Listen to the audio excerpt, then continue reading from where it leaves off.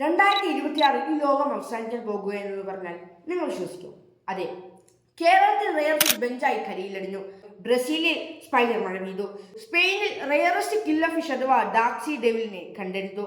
മെക്സിക്കോയിലും canary ഐലൻഡിലും oarfish അഥവാ doomsday fish കണ്ടെത്തി. ഇതുപോലെ റെയറസ്റ്റ് വെയിൽ, റെയറസ്റ്റ് ടേർട്ടിൽ, റെയറസ്റ്റ് 9-ലധികം വ്യത്യസ്തമായ different 9 types of rare fish ആണ് നമുക്ക് കണ്ടെത്താൻ സാധിച്ചത്. തുർക്കി തീരത്ത് സ്ട്രേഞ്ച് ഈവൻസ് ആയ സ്ക്വയർവേവ്സ് കണ്ടെത്തി. ഇതിനെല്ലാം കാരണം ബൈബിളിൽ പറഞ്ഞ ലിവിയത്ത് വരുന്നു എന്നാണ് സോഷ്യൽ മീഡിയയിൽ പരത്തുന്ന ഏറ്റവും വലിയ ഫേക്ക് ന്യൂസ്. ഇത് ഇപ്പോൾ മാത്രമല്ല, കടലിൽ എന്ത് സ്ട്രേഞ്ച് ഈവൻസ് നടന്നാലും എന്ത് സംഭവിച്ചാലും ഇതിനു മുൻപും ലിവിയത്ത് അതിന്റെ ക്രെഡിറ്റ് കൊണ്ടുപോകാൻ ശ്രമിച്ചിട്ടുണ്ട്. പക്ഷേ 5 ദിവസം മുന്നേ ഓർഫിഷ് കണ്ടെടുത്ത സെയിം പ്ലേസിൽ നിന്നും 1600 കിലോമീറ്റർ മാറി 2000-ലേറെ ഡോൾഫിൻസ് ഒന്നിച്ച് സ്പോട്ട് ചെയ്തു. സൂപ്പർ പോൾ എന്നാണ് ഈ ഒരു പ്രതിഭാസത്തിന് പറയുക.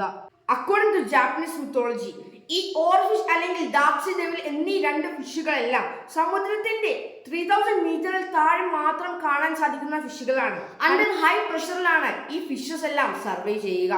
ഇങ്ങനെയുള്ള ഫിഷസ് സമുദ്രത്തിന്റെ ഉപരിതലത്തിലേക്ക് എത്തിയിട്ടുണ്ടെങ്കിൽ ലോകത്തിന് എന്തോ വലുത് സംഭവിക്കാൻ പോകുന്നു എന്നതാണ് ജാപ്പനീസ് മിത്തോളജിയിലെ സയൻസുകളെല്ലാം പറയുന്നത്. ഇതൊക്കെ കൂട്ടിയോജിക്കുമ്പോൾ എന്തൊക്കെയോ തോന്നുന്നു.